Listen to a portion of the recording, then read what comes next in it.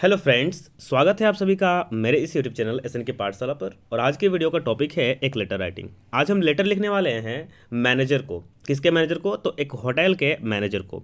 तो चलिए सीख लेते हैं बहुत जल्दी और बहुत ही आसान शब्दों में।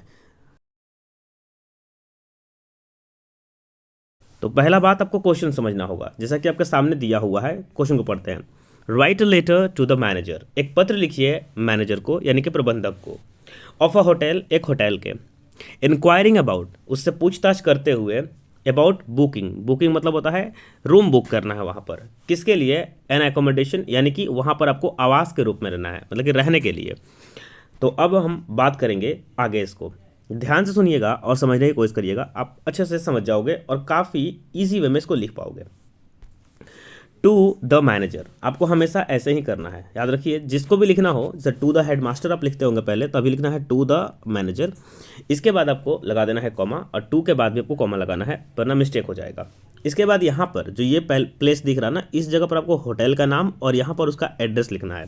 फिलहाल आपको ब्लैंक दिख रहा है, देखिए कुछ इस तरह से वो होगा। जैसे कि मैं बताता हूँ, जैसे एक एग्जाम्पल में लिया जाए तो होटल विला एवरेस्ट, ये नाम हो गया होटल का, और जगह लिखेंगे दार्जिलिंग वेस्ट बंगाल, ये इसका प्लेस हो गया। तो आप समझ चुके होंगे। अब आगे बढ़ते हैं। इसके तुरंत बाद आपको क्या लिखना होता है? वहाँ का पिन। अगर आपको पिन पता हो तो आप लिखे, नहीं तो आप इसको लीव कर सकते हो। उसके बाद एक लाइन का गैप देने के बाद आपको डेट लिखना है, और डेट यहाँ पर फिल कर देना है सेम। हम जानते हैं कि हम इसे एग्ज़ाम के पॉइंट ऑफ व्यू से लिख रहे हैं, तो हम यहाँ एग्ज़ाम के दिन जब हॉल में बैठे होंगे उस दिन का डेट यहाँ फिल कर सकते हैं। चलिए आगे बढ़ते हैं। सब्जेक्ट डालना बहुत ज़रूरी होता है किसी भी फॉर्मल लेटर में। तो यहाँ सब्जेक्ट क्या है? इंक्वायरी अबाउट द एकोमोडेशन, यानी कि रहने के लिए ये इंक्वायरी है। कहाँ पर? तो रूम लेना है और वहाँ पर रहना है, दार्जिलिंग में एक होटल में, उसी के लिए इंक्वायरी है, तो हमने लिख लिया। इसके बाद याद रखिएगा कि डेट से सब्जेक्ट में एक लाइन का गैप, और सब्जेक्ट से उसके बाद जो बॉडी जो स्टार्ट होगा लेटर का, उसमें भी एक लाइन का गैप रहना चाहिए।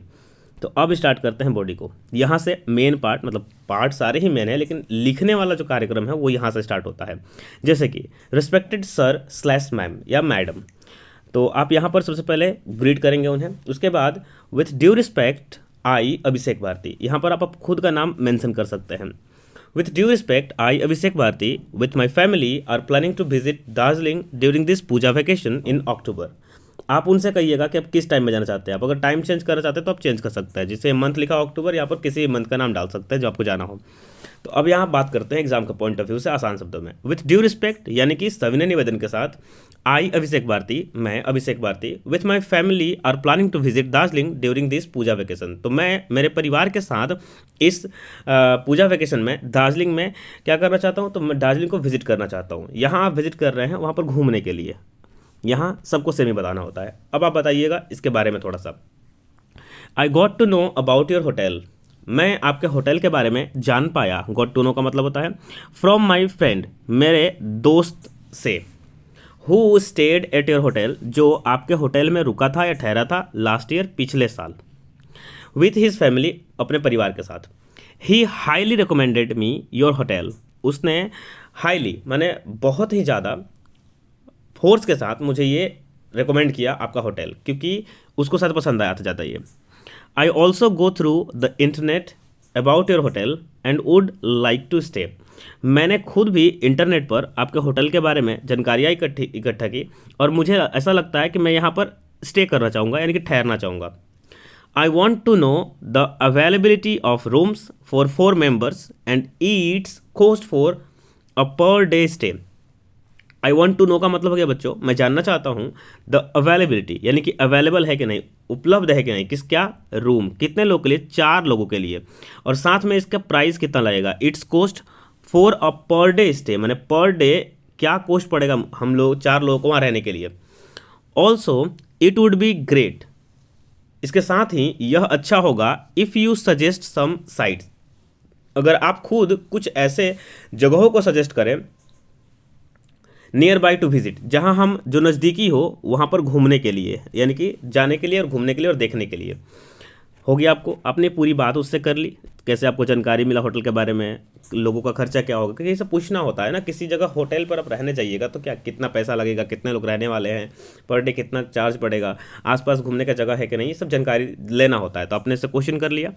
We are planning to visit, हम प्लान कर रहे हैं विजिट मतलब वहाँ पर आने की। So kindly let us know all the details, तो आपसे एक रिक्वेस्ट है कि कृपया करके आप हमें बता दें, है ना, हमें बताएं कि डिटेल्स को एज सुन एज पॉसिबल। जो भी डिटेल हमने आपसे मांगा था, क्या डिटेल मांगा था आपने कि रूम्स अवेलेबल है कि नहीं 4 लोगों के लिए, जिस टाइम पर आप जाना चाहते हो उस टाइम के बारे में बताया, क्या खर्चा पड़ेगा, आसपास में कुछ और जगह है कि नहीं घूमने के लिए, ये सब पूछ लिया।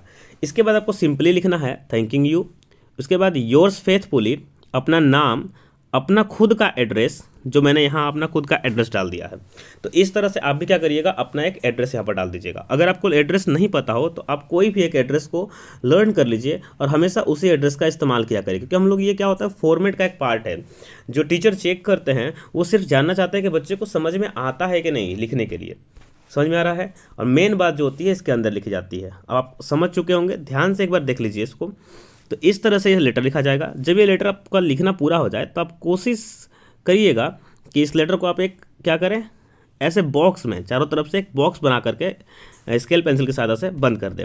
आई होप आप पूरा तरह से समझ गए होंगे। यहाँ पर डिफरेंट कलर का प्रयोग किया गया है, आपको एग्जाम में सिर्फ ब्लैक और ब्लू का इस्तेमाल करना है। तो जितने भी रेड और ये जो डिफरेंट कलर दिख रहे हैं, जैसे कि आपको यहाँ 2 ऐसा कलर दिख रहा होगा, इसके लिए आप ब्लैक का इस्तेमाल कर लीजिए, और जो बड़ा बॉडी पार्ट लिखना है वो ब्लू से लिखिए, तो देखने में सुंदर भी लगेगा और आपको नंबर अच्छा मिलेगा। Thank you so much for watching this video. अगर आपको वीडियो पसंद आया हो और इसी तरह के और भी इन्फॉर्मेटिव वीडियोस चाहते हैं तो आप मेरे चैनल को सब्सक्राइब करके रख लें, बेल आइकन को हिट कर दें, और साथ में मुझे कमेंट में बताएं कि आपको कैसा लगा, और क्या आपको और किसी नए टॉपिक पर चाहिए तो आप मुझे टॉपिक कमेंट कर सकते हैं। मैं जल्द से जल्द वीडियो बनाकर अपलोड करने की कोशिश करूंगा। Thank you so much for watching this video.